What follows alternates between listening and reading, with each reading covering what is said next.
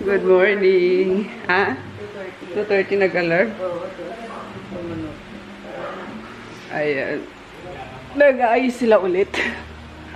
Nung mga dadali namin. Pero double check lang. Baka bigla makalimutan na naman. Good morning, Shane! Uwi na tayo, Shane! Lock siya, uwi. Yan, nag-alarm kaming alas 3. Babangon na dapat si kuya mo. Sabi ko, 30 minutes pa. Tapos narinig ko nang kumahal yung mga aso. Sabi ko, andyan na siguro si Ate Jean. Bumangon na ako. 3:30. So, mga saktong 4. Please kami. Para 8 ulit. Nandun tayo sa Pasay. Bye-bye, boo! Ano? Choco-choco!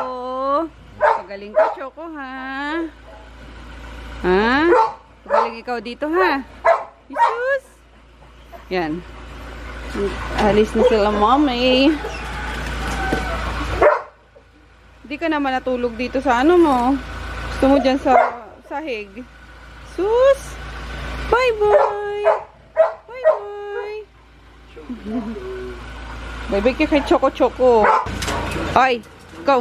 Babay na! Babay na! Kasi! Bye-bye! Check the mic and make sure it sound right, boys.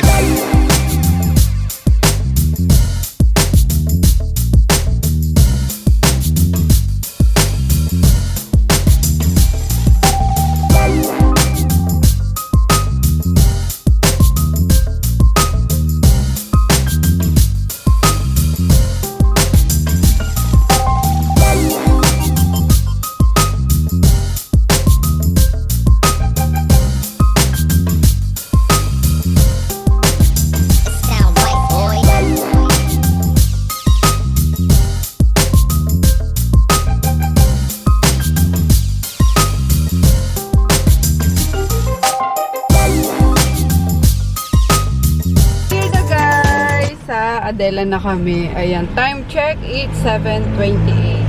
So, dire-diretso lang kami. Hindi na kami nag-stop over. Mabilis, 3 hours lang. Dito na kami. Gutom na yung asawa ko. Ayan, nagpalit pala kami ni Daddy. Kalahati. And, kasi inaantok na daw siya. So, siya na magpapasok nito. Tara na, gutom na ako. Grabe ang araw dito sa alas 7 pa lang, terik na. Oh, masakit na sa balat. Good morning, Wednesday na. Hindi na ako nakapag-vlog kahapon. Gawa ng pagdating namin, di ba, is nag-breakfast lang kami, tapos umakyat na ako. Dapat i-idlip ako. Hindi naman kami naka-idlip. Nanood na lang kami ng Vincenzo Casano. Nag-isa't kalahating or nakadalawang episode din kami kahapon. So may natitira pa kaming last 2 na dapat papanoorin namin kagabi. Kasi sobrang antok na ako. Ayan, kasi bumaba din ako kahapon. May inayos ako sa store ng mga dapat ayusin na nagpa-ship. Yun. Ewan ko, tapos pag-akit ko kagabi is yun, nagluto pa pala ako ng dinner namin. And then, antok ako. Pagka freshen up pa lang is, pagkahiga ako pa lang, talagang nalalaglag na yung mata ko. Ayan. Pero parang kulang pa yung tulog ko. Mababaw lang yung tulog ko. Dahil siguro, ang dami ko na naman iniisip. Ganun din ba kayo? Kapag ang dami yung iniisip sa buhay is, ang babaw lang yung tulog niyo. Pero, ayun, okay naman. Nakapagpahinga naman ng ayos. Nakatulog naman. Kaso, feeling ko lang, kulang pa. Ayan, hugas na pala ni Auntie yung Hugas na pala ni Auntie yung celery. Tapos, ito na lang. Hugasan ko lang din yung cucumber, carrots, tapos mga prutas. Then, maglalagay ako ng mint. Before tayo mag-juice. Bakit ko inaalog to? Wine pala to. Inom muna tayo ng insulin wine. Hindi ko nadala to sa probinsya. Hoy! Meron pa rin ako dyan yung bean juice. Sugar bean. Hindi siya effective sa akin, guys. Ba't ganun? Doon pa din ako excited kasi sabi, yun, natural pampaflush yun sa mga constipated. Kasi hindi siya umepekto sa akin. Pero yung feeling ko, durog na durog yung ano, yung mabilis magiling yung kinain ko sa ano. Pag umiinom ako nung beetroots. Pero hindi ako hindi siya laxative para sa akin. Hindi ko alam kung bakit. Excited pa man din ako. Kasi gusto ko ng tigilan yung pink pills nga. Ayokong doon. Talagang masanay yung tiyan ko sa pag-inom nun. Kaso, yun. Baka naman may suggestion kayo guys kung ano pwedeng inumin na natural laxative or kahit kainin lang. Ganun kasi yun, may mga iniinom akong yung mga Glutalipo, ganyan. Kaso, ang sakit sa tiyan. Gusto ko yung tamang tamang normalize lang ba yung yung bowel movement ko. Yung makakaramdam lang din ako ng ng natural na pag-CR, hindi kailangan umupdate masyado yung tiyan. Yun ang hinahanap ko. Kaso, yung beetroots, hindi siya effect. Ay! Pero yun nga, isa sa gusto ko sa kanya is ang niya, parang ang bilis magiling nung kinain ko sa kanya. Busog na busog ako. Siguro mga 1 hour lang. Parang, ayun na giling na yun. Dapoy ko na naman kuda. Cheers.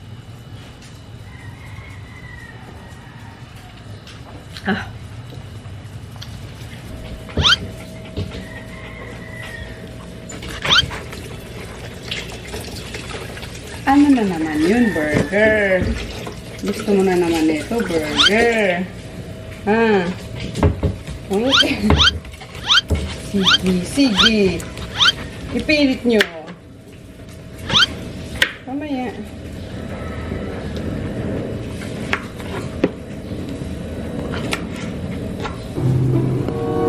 Kapag gusto nyo.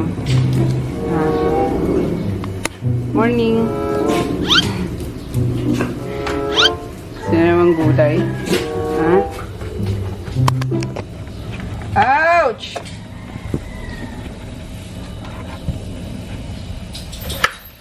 Mamaya nga.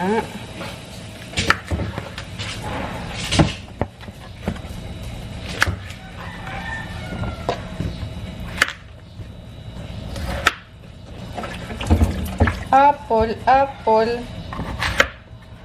Gusto niyo to, no?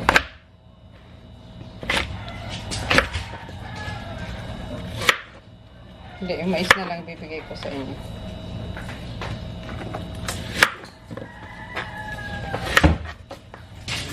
Speaking of mama guys, inano ko na siya. Kinonvince ko na siya na, tinggi! Ay! Nakakainis na. Kinonvince ko na siya na bumalik na siya ng ng probinsya. Kasi sabi ko yung bahay is maluluma dahil walang nakatira, 'di ba? Ganun yung mga mga bahay. Bago pa man lang din yun. Wala pang yun. Yung pagpapapintura namin 1 year ago pa lang ata. So sabi ko sayang naman yun kapag naluma lang kasi dito tayo lahat. Yan, and yun nga, na-convince ko na siya na bumalik na siya doon. Sabi ko ako nang bahala sa mga kapatid ko, yung ganyan. Kasi dalawa pa yung nag-aaral eh. Din kasi si mama, parang nahihiya sila na yung parang ako na lang daw lahat na ganun. So, ba yun si mama? Nayak tuloy ako. Kaya, sabi ko is, ako nang bahala. Kaya namin yan. Kaya ko yung mga kapatid ko na yan. Kasi, dalawa na lang naman yung nag-aaral eh. And yung isa, 1 year na lang naman. Tapos, bunso na lang. So, yun. Kaya ko na yan. Doon na lang kayo sa probinsya. Kasi kahit na sabi ni mama na ayan, nagtitinda-tinda siya para sorry guys. Mama kasi kahit na sabihin niyang nagtitinda-tinda siya para maaliw siya, diba? Pinayagan ko kasi ayun nga, makaka ako na dahil sa naiinip din, syempre, dahil sa bahay lang, gano'n, dahil sa COVID, yung ganyan. So, pinayagan ko, kasi nakikita ko na parang napapagod din siya na, alam mo yun, kasi madaling araw, or early in the morning pala, gano'n, is mamalengke na siya, tapos, minsan siya lang, although gano'n naman siya before talaga, ganyan yung trabaho nun ni mama, kaso, naawa ko. Alam mo yun, dapat na ano, kasi pinangako ko naman sa sarili ko na alam mo yun, dapat ganyang age is nasa bahay na lang sila, ayahan na lang sila. Kaso dumating nga yung COVID, kaya bumalik sila dito ng Manila. Kaya, ayun lang, kinonvince ko na siyang kahapon na umuwi na sila ni Papa. Siya ulit. Pero, para doon na lang sila, magtanim-tanim, ganyan.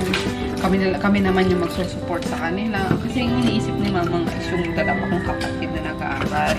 And then, ngayon baka daw sobrang mabigat na sa akin kasi ako na lang lagi, yung ganyan. So, hindi naman ako nag-ano guys, hindi naman ako nagre-reklamo. Pero, ewan ko ba't napipil ni Mama na nabibigatan ako na ano, na gano'n. So, parang nahihiya silang dalawa na, ayun nga, iasa sa akin yung dalawa ko pang kapatid. Pero okay na okay sa akin yun. Ito si Mami. Gusto pa akong hirapan eh. Kaloka. Kaya, sorry aga-aga, nag-iiyakan tayo. Kaya, pababalikin ko na sila sa probinsya. After 2 weeks siguro. Kasi sakto, ano ni Choco, diba? Parang, balik niya sa vet. Follow-up check-up. Baka bumalik kami ulit doon. Ewan ko basta talaga, pagdating sa magulang ko, iyakan na ako. Pagdating sa pamilya ko. Kaya sabi ko, kaya na namin niya, huwag ko nang isipin yung dalawang kapit ko na yan, mga boys na yan. Kasi sa Japan naman, ayun na, may sarili ng pamilya. And then may work na rin, ganyan. Tapos, tulong lang sa akin yung mga boys. Okay na yan. Nanglinayang din kasi si Mama sa tinda niya gawa ng ano na, madami na siyang suki. Sabi ko, si Nene na lang magturo niya, no? Kaya si Mika, para hindi ka masyado manghinayang. Sila na lang, kasi ayoko nakikita siya na napapagod, imbis na ayahay na lang siya. Yung bang imbis na pahinga niya is kailangan nagluluto pa siya. Although naaliw naman siya, guys. Ayan. Grabe. Sinipon tuloy ako. Ang saya, ang dami kong nakuha. Ito yung cucumber, carrots, orange, and apple. Tapos ito yung celery. Siniseparate ko kasi celery. Yan. Mix lang tayo ng konti. Dapat pure celery kaso maharlik ang celery ngayon. Kaya haluan natin ng iba. True pa si Daddy yun. Pero painumin ko rin ito. Ito ko si Chris. Lumabas na. Pero try ko pa inumin ito si Chris po. Ang isa pala guys sa kagandahan din itong pag-juice is hindi ako feeling bloated na. Pero gusto ko pa rin talaga na, alam mo yun, yung pinoproblema ko ang masolusyonan. Inom ka muna nito. Oo, sige ka muna. Sige na, okay lang. Sige na para healthy. Kasi pili niya lang daw. Oh, why? Hindi maganda pagkasali yung meat. Kaka-toothbrush niya lang kasi. Yaman na.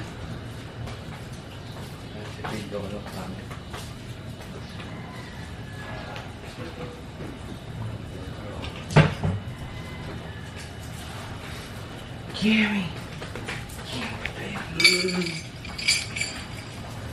At nakakaganda siya ng skin.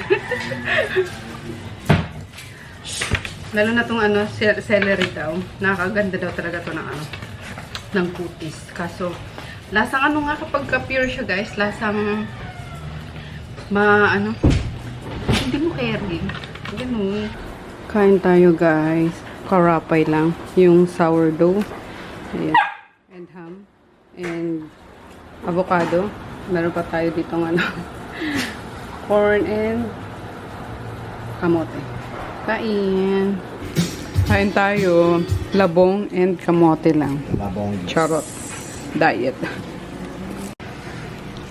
afritada kay Daddy. Yan. Tapos mamayang gabi, magluluto ulit ako ng dinner namin. So, dinner lang ako magluluto. Busy kami guys kasi umorder yung distributor sa sa Dubai, mga Glutalipo, kaso tinatanggal namin sa box para hindi bulky. Yan.